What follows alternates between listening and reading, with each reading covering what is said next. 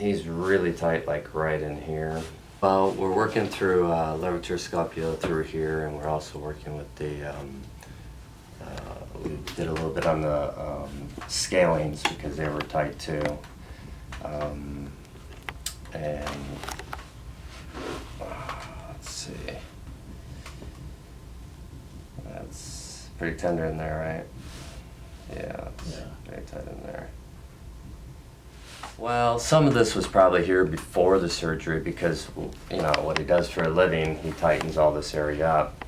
But then after surgery, it just gets tighter and tighter because he's not able to really use, you know, lift any of this. So he's just completely, I mean, I watched him walk around like this for a while when we were traveling in and out of airports, and he wasn't really moving it. But a little ways, and then as we slowly increase the range of motion, he could move it a little bit, but this was all just basically locked up on him. And we just kind of give a little pull here. A little traction is always good. It's so important. A lot of my clients will comment on doing traction. So basically I have the fingers kind of right into the occiput here, and I'm just pulling back. Christian, Oh, how does that feel? it feel good. Feel stress. Mm. Yeah. Okay, we're gonna just switch these wires around here real quick. Let me know when you feel it.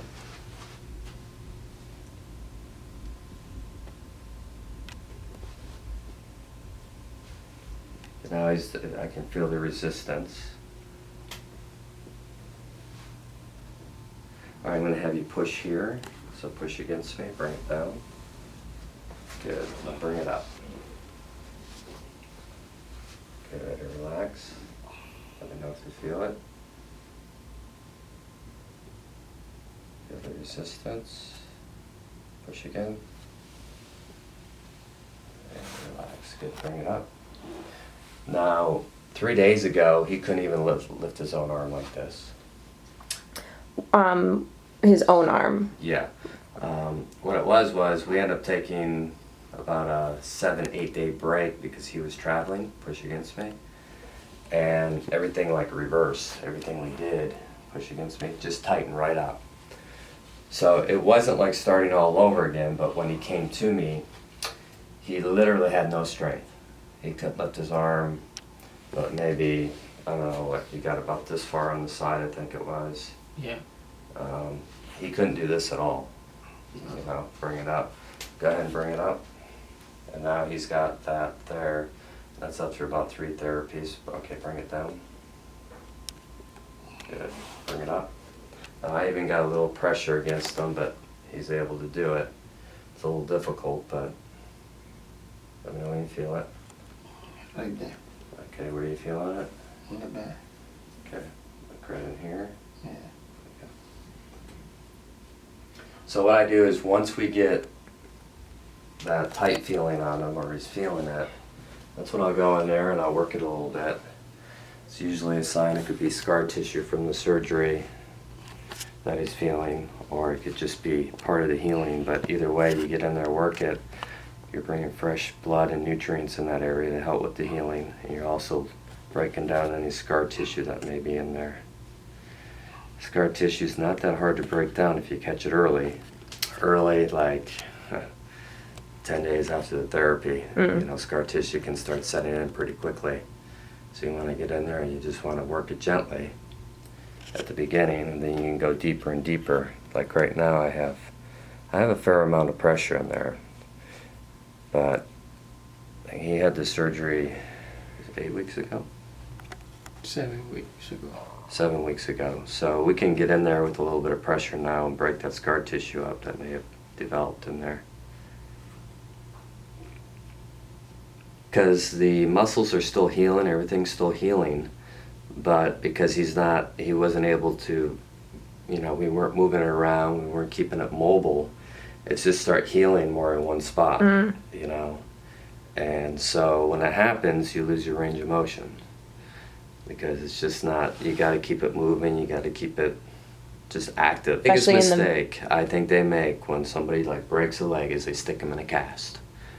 rehab is more painful after them being in a cast for 8 weeks than the actual break itself. And so if they have a Velcro cast, at least we can take it off, we can do movement on it, and then rehab is easy after that because we're rehabbing as it's healing.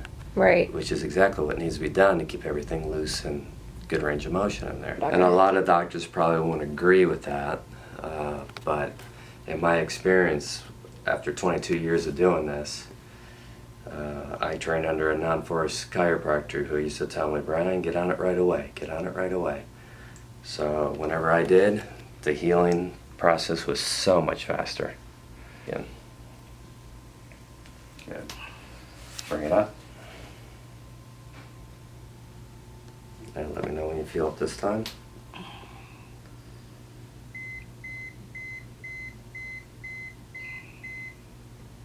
Okay, you can see the improvement on that. Mm-hmm.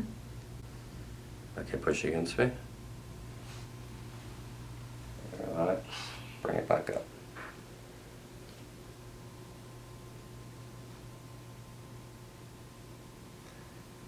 Good. Alright, we're going to bring it across the chest.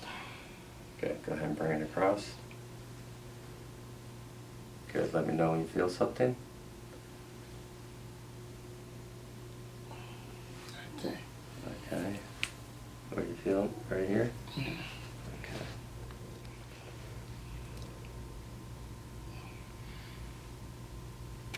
So when you're doing this work though, it's very important to communicate with your client, make sure he's not waiting too long to tell you, oh, the pain's there. So always communicate with him, you know, let him know right away, you know, hey, you gotta tell me when it hurts at the beginning.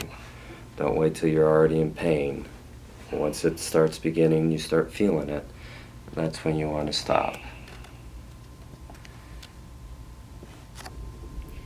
And I mean, you'll feel it because it feels bouncy. You can see how it's bouncy in there.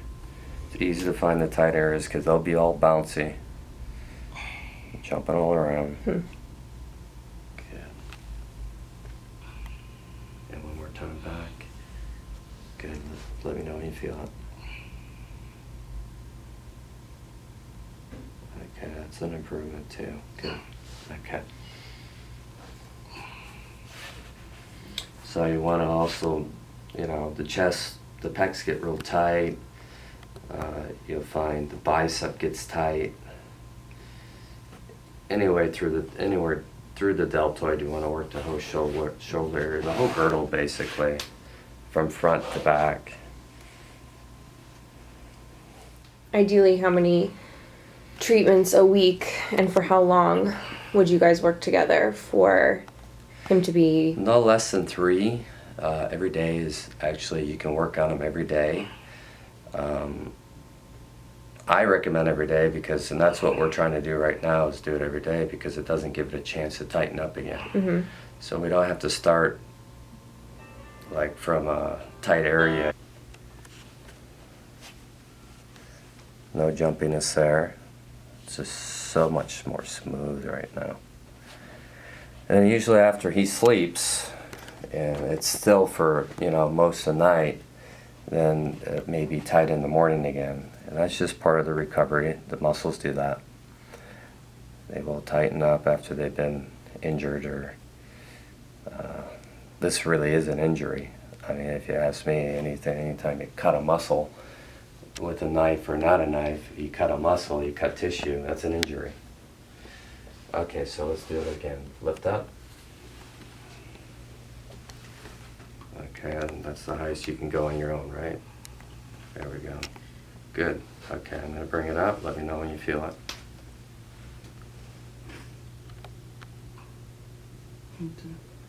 Okay, push against me. Good. Bring it back up. Good. Let me know when you feel it. Push against me.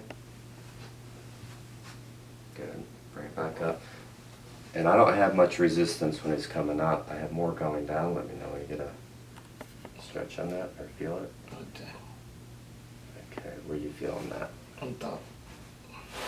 Right there. There.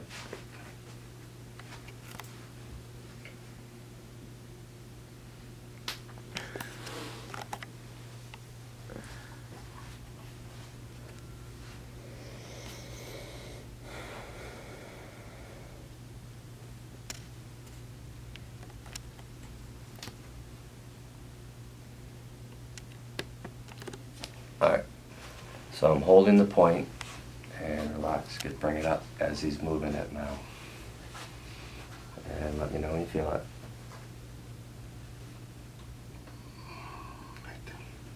Go down. Relax, bring it up. Good. Let me know when you feel it. Right there. Good. Bring it up this way. Let me know when you feel it.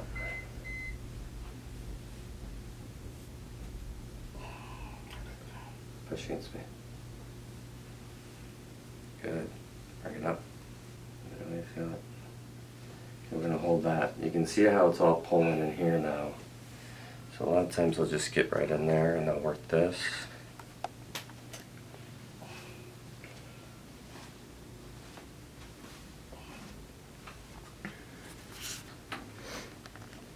This always feels good, all right?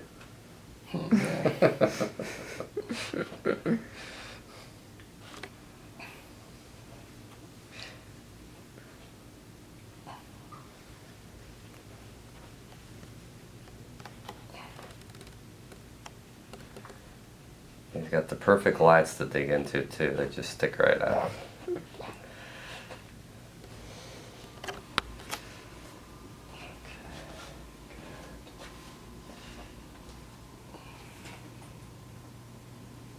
So you want to work this for probably a good 5 to 7 minutes normally. Push against me.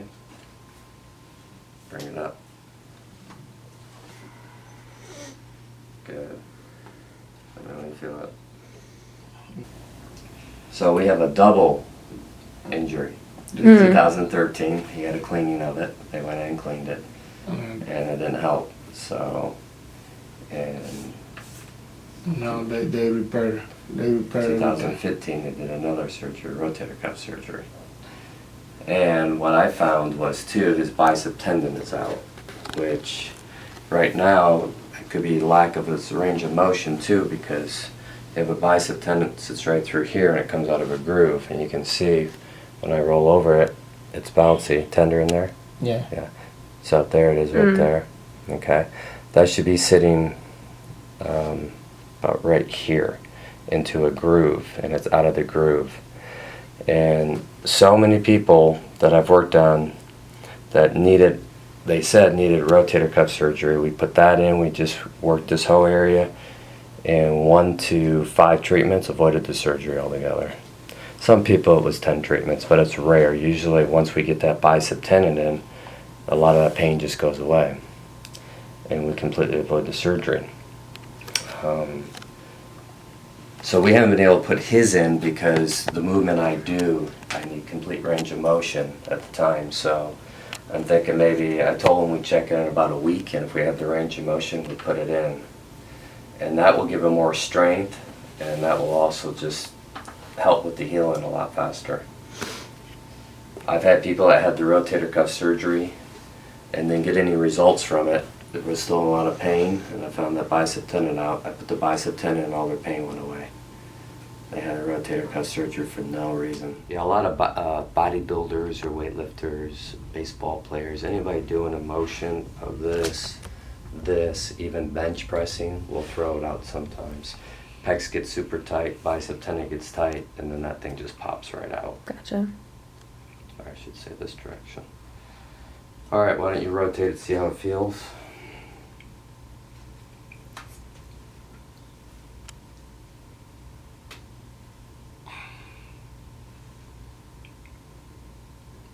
Yeah, fruit better, yeah. Good. Now 3 days ago, he couldn't even do that. When he came, when we started doing therapy, the first day we did therapy was 4 days ago. we first started doing therapy, he had no range of motion, couldn't pick it up, had no strength. And now it's all come back again. And we're gonna get him pitching in no time.